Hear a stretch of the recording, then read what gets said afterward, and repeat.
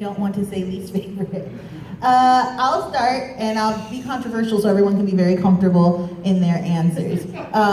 Clone Wars is my least favorite Star Wars movie, but only because we got a great animated TV series that kind of makes it null and void. Why do I care about it?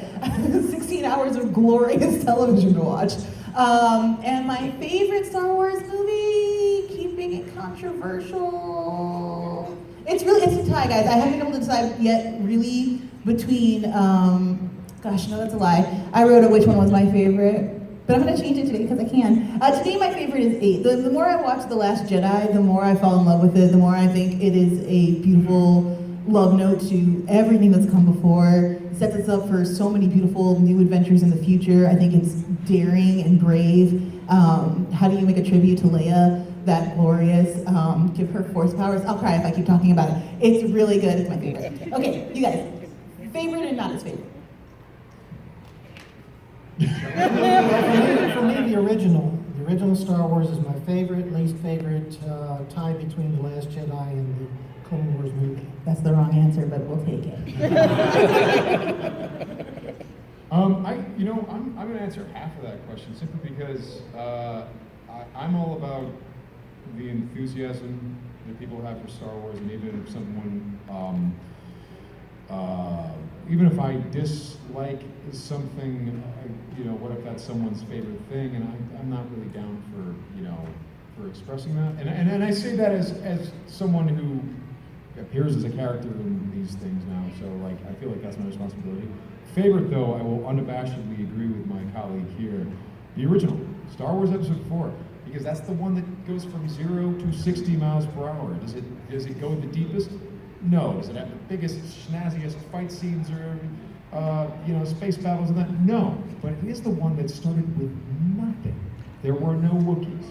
There were no protocol droids, no R2-D2, no C-3PO, no laser swords, no space wizards, no Darth Vader, no Death Star, no X-Wings, no TIE fighters.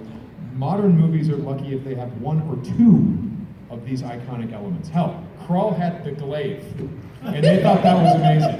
Beastmaster, he could talk to animals. They're like, we got something here, guys. Star Wars had how many iconic things that have become part of the vernacular of pop culture history and has informed upon every movie that is made since. And so how can you beat the movie that invented all of it in one movie? One movie goes from 0, nothing, none of that existed, nothing at all, no Millennium Falcon, nothing. And that's the sound effects and John Williams' music. No John Williams music, no themes, no nothing. People say that his best score for the Star Wars movies was this movie or that movie. Be like, what about the one where he invented what the Star Wars theme was? The Luke Skywalker theme, the main title, the Force theme, how did he do this? How did any of them do any of this? Especially for the money that they had, which was nothing. Yeah. I think it's hilarious that with, Rogue One, they're spending $200-300 million to recreate the feel of a movie that was made for a chicken sandwich. So episode 4, absolutely. That's my favorite. Unbeatable answer, William. All right. There's no wrong answer. No, there's no wrong answer. Okay, but you're going to put me on the spot. I'm going to have to say my least favorite is The Last Jedi. You're all wrong, and that's okay. But the thing is, I had such amazingly fantastic nerd conversations with people who love it and don't love it. It's kind of like, I heard an analogy recently, it's like when somebody defending fans who didn't like something, it's like when your sports team, you're a big sports fan, and you want them to go to the World Series, and in your mind, the film didn't. And so I've had some really great nerd conversations about why it is or isn't a good film. So I will, even though it is my least favorite, I'm sure we would have a hell of a great conversation about why it is or isn't. So there's that. Absolutely.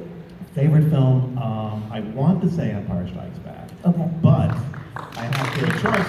The fans agree with you. We're gonna clap. We've been waiting. I got an applaud line. Excellent. However, I do have to agree with him to an extent. To give another anecdote, I was in a writer's room once, and we were talking about pictures, getting pictures for series and stuff like that. And if there's anybody out here a writer, this was one of the cool bit of random advice I got from a producer. He said, everybody wants to make The Empire Strikes Back.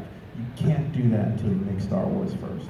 And the whole room of writers was just like, oh, that's brilliant. And like, even though Empire Strikes Back is in some ways a favorite, you couldn't have done it without Star Wars first. Well, it's a tie between the two of them. Think about lead characters. Everyone wants to make Jedi Luke Skywalker, but you can't make that without Tashi Station Luke Skywalker. Right, yeah. You have to build it up. The guy has to fall down, get back up. Ahsoka Tano, same thing. Ahsoka does awfully early in the Clone Wars. She's messing up left and right, and then she builds herself up.